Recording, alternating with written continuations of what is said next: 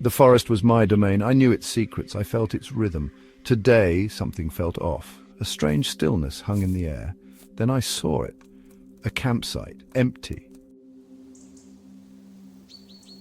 The silence was unsettling. No birds sang, no squirrels chattered. Only the rustling leaves broke the quiet. My senses sharpened. I scanned my surroundings. Danger could be anywhere. The campsite was too well kept to be abandoned. A fire pit smoldered, embers glowing like red eyes. Fresh footprints marked the ground. Someone was here recently. Where had they gone? I circled the campsite, my hand never far from my trusty knife. The air grew heavy with unease. It felt like a place of disappearance, swallowed by the forest's embrace. What happened here? Section 5. Searching for clues. I examined everything. The forest was dense, and the air was thick with the scent of pine and earth. Every step I took was deliberate, every movement calculated. I knew that somewhere in this vast expanse of nature, there were clues waiting to be uncovered. The ground was littered with leaves and twigs, but I was looking for something more, something that would tell the story of what had happened here. The remnants of a meal lay scattered. It was as if whoever had been here left in a hurry. Plates were overturned and food was left uneaten.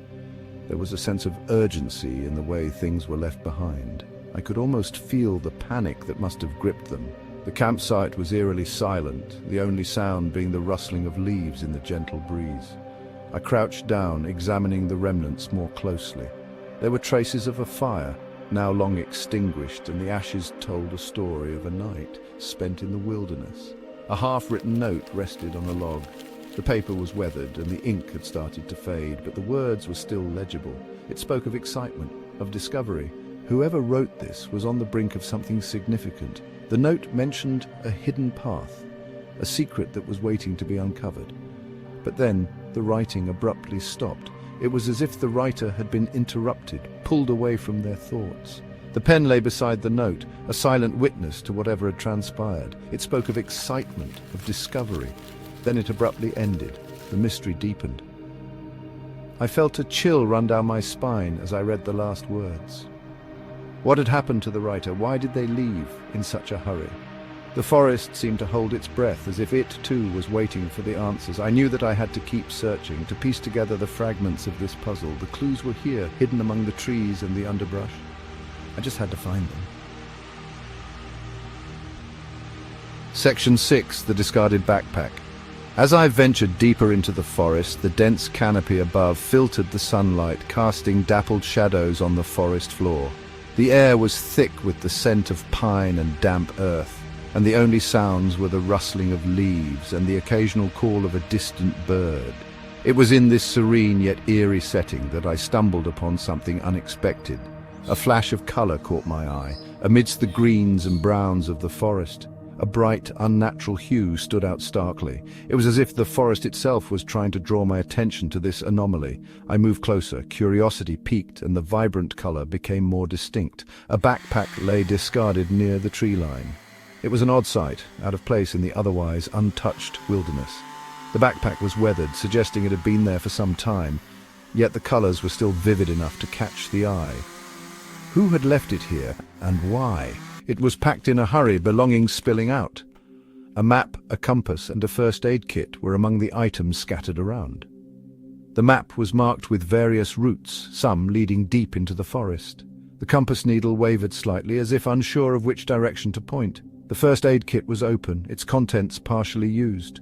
Whoever owned this backpack had been in a rush, perhaps fleeing from something. Fear. That's what I sensed. But fear of what? The forest, usually a place of solace and tranquility, now seemed to hold a darker secret. The scattered belongings told a story of urgency and desperation. I couldn't shake the feeling that something or someone was watching me, hidden among the trees. The air grew colder, and the shadows seemed to lengthen.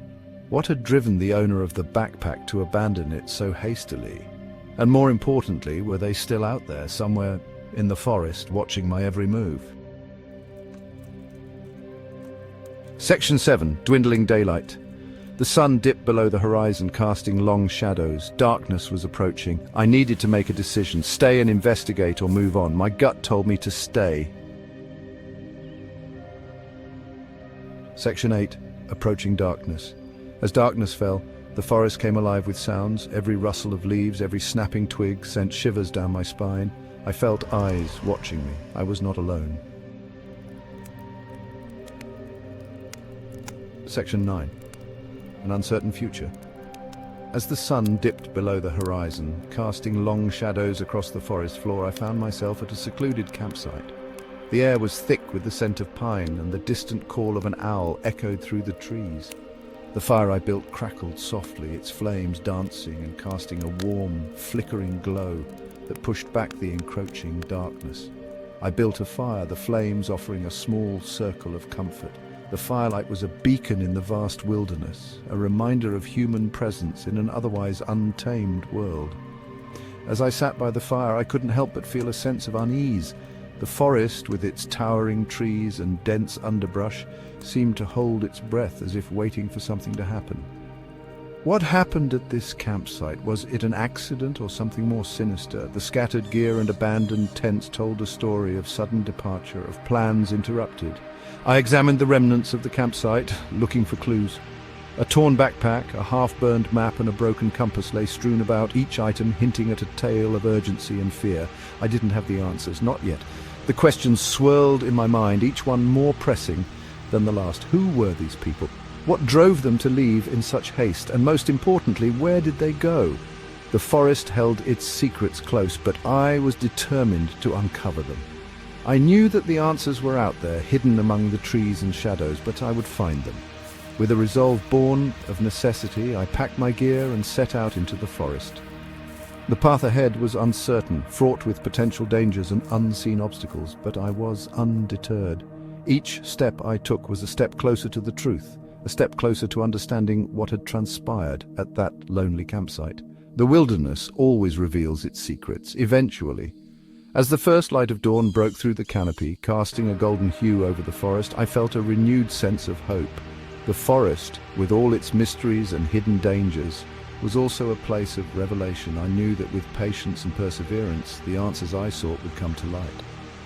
The journey ahead was long, but I was ready to face whatever challenges lay in my path. The forest would speak, and I would be there to listen.